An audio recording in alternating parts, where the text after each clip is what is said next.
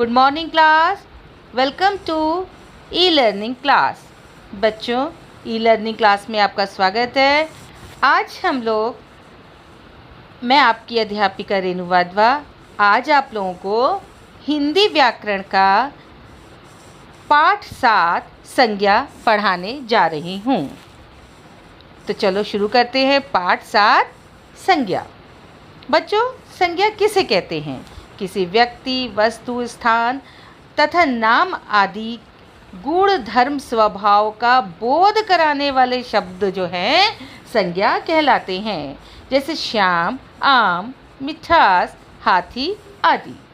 संज्ञा मुख्यतः 3 प्रकार की होती है। यह संज्ञा के मुख्यतः 3 भेद होते हैं: व्यक्तिवाचक संज्ञा, जातिवाचक संज्ञा, भाववाचक संज्ञा। हम एक बार फिर से संज्ञा की परिभाषा को पढ़ते हैं। संज्ञा की परिभाषा कुछ इस प्रकार से है: किसी व्यक्ति, स्थान, वस्तु आदि तथा नाम के गुण, धर्म, स्वभाव का बोध कराने वाले शब्द संज्ञा कहलाते हैं। बच्चों, संज्ञा के उदाहरण कुछ इस प्रकार से हैं: व्यक्ति, वस्तु, प्राणी, भाव या स्थान। तो व्यक्तियों के जैसे नाम होते हैं राजू, मीरा, गीता, अशोक, राहुल, हरि आदि। ठीक, अकबर, एंथनी, रीटा, लता, आशा, नज़मा आदि।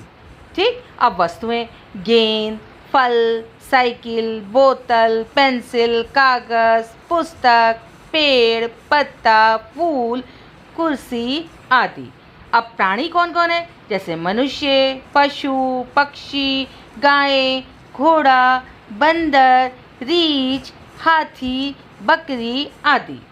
ठीक है। अब भाववाचक देखो, जैसे क्रोध, खुशी, प्रेम, ईर्ष्या, दुख, भूख, प्यास आदि। स्थान देखते हैं हम लोग: दिल्ली, मुंबई, मद्रास, कलकत्ता, मथुरा, पंजाब, तमिलनाडु, हरियाणा, अमृतसर, केरल, उड़ीसा आदि। तो बच्चों, अब हम पढ़ते हैं संज्ञा के भेद: व्यक्तिवाचक, जातिवाचक, भाववाचक। ये तो संज्ञा के 3 भेद हो गए। इसके अलावा द्रव्यवाचक और समूहवाचक संज्ञा भी मानी जाती है। ठीक, तो हम लोग पढ़ते हैं अब सबसे पहले व्यक्तिवाचक। किसी भी व्यक्तिवाचक संज्ञा की परिभाषा पढ़ते हैं बच्चों। किसी भी विशेष व्यक्ति, वस्तु या स्थान के नाम का बोध कराने वाली संज्ञा को हम व्यक्तिवाचक संज्ञा कहते हैं। व्यक्ति, वस्तु या स्थान की संपूर्ण जाति में से खास का नाम बताती है। जैसे महात्मा गांधी, भगत सिंह, रमेश, पवन, सीमा, विकास आदि। वस्तु में कुरान, बाइबिल, रामायण आदि। ठीक है बच्चों, अब हम देखते हैं जातिवाचक संज्ञा। जातिवाचक संज्ञा जिसमें संपूर्ण जाति का बोध होता है उसे जातिवाचक संज्ञा कहते हैं। जैसे मनुष्य, नदी, नगर, पर्वत, पशु, पक्षी, लड़का, कुत्ता, गाय, घोड़ा, भैंस, बकरी, नारी, गांव आदि। ठीक है बच्चों, समझ में आ रहा है ये? अब हम लोग अगली संज्ञा देखते हैं, भाववाचक संज्ञा। भाववाचक में क्या होता है? भाववाचक संज्ञा जो है पदार्थों की अवस्था, गुण, दोष, धर्म आदि का बोध कराती है। जैसे कि बुढ़ापा, मिठास, बचपन, मोटापा, चढ़ाई, थकावट आदि। ठीक है बच्चों, आपको ये तीनों समझ में आई। तो व्यक्तिवाचक क्या होती है? जैसे राम, श्याम, गंगा, यमुना, दिल्ली, मुंबई, कैलाश आदि। जातिवाचक क्या होती है? किसी भी इमारत को कह सकते हैं हम, विद्यार्थी को, नेता, अध्यापक, केला, गाय आदि।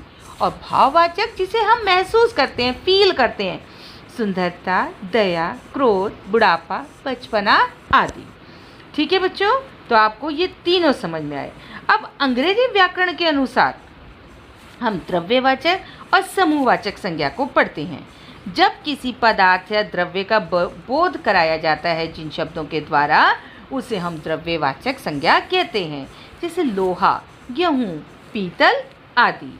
और समूहवाचक किसे कहते हैं? जिसे अंग्रेजी भाषा में कलेक्टिव नाउन के द्वारा जाना जाता है। जैसे समूह का बोध कराने वाले शब्द, जैसे कक्षा, दल, परिवार आदि। तो बच्चों आपको समझ में आया। ठीक, अब हम पढ़ेंगे व्यक्तिवाचक संज्ञा का जातिवाचक संज्ञा के रूप में कैसे प्रयोग होता है। जैसे कि कभी कभी क्या होता है बच्चों, व्यक्तिवाचक संज्ञा को जातिवाचक संज्ञा का रूप दे दिया जाता है। वो कैसे दे दिया जाता है? जैसे जयचंदो से देश बचाओ। अब जयचंद क्या एक व्यक्तिवाचक है, नाम है, लेकिन जयचंदो यानी कि बहुत सारे नेताओं को जयचंदो का नाम दे दिया गया, जयचंद कह दिया गया, तो वो जातिवाचक में परिवर्तित हो जाता है। ये विभीषण देश को बेच सकते हैं, यानी कि ये में बहुत सारे विभीषण आ गए हैं। और विभीषण क्या था, एक सिंगल पर्सन का नाम था, लेकिन ये विभीषण बेच सकते हैं, तो यहाँ पर जातिवाचक संज्ञा का बोध हो रहा है। जातिवाचक संज्ञा का व्यक्तिवाचक संज्ञा में कैसे प्रयोग होता है, यानी कि कलेक्टिव नाउन को हम लोग बहुत ग्रुप को हम लोग क्या है एक सिंगल पर्सन में कैसे हम बताते हैं। पंडित जी भारत के प्रथम प्रधानमंत्री बने। पंडित तो एक पर्सन हो गया, ठीक है ना। अब यहाँ गांधी जी ने देश को स्वतंत्र कराया। यहाँ पंडित गांधी जातिवाचक संज्ञा होते हुए भी, भाई पंडित का मतलब क्या है, कोई भी पंडित हो सकता है, पूरी जाति हो सकती है, लेकिन पंडित जी ने यानी कि नेहरू जी का जब नाम उसके संग जुड़ गया तो वह व्यक्तिवाचक संज्ञा बन गई। अब बच्चों हम लोग देखते हैं कुछ भाववाचक संज्ञाओं की किस प्रकार से रचना होती है। कुछ तो मूल रूप से भाववाचक संज्ञाएं होती हैं, जैसे सत्य, असत्य, न्याय, हिंसा आदि, और कुछ भाववाचक संज्ञाएं प्रत्यय जोड़कर बनाई जाती हैं। तो ये भाववाचक संज्ञाएं जातिवाचक संज्ञा, सर्वनाम, विशेषण, क्रिया, अव्यय जोड़ करके बनाए। इन सब में जो है ये प्रत्यय जोड़ करके ये संज्ञाएं भाववाचक संज्ञाएं। समझ आ गई होंगी। Thank you class. I hope आप लोग ये वीडियो को अच्छे से देखेंगे और इस चैप्टर को समझेंगे।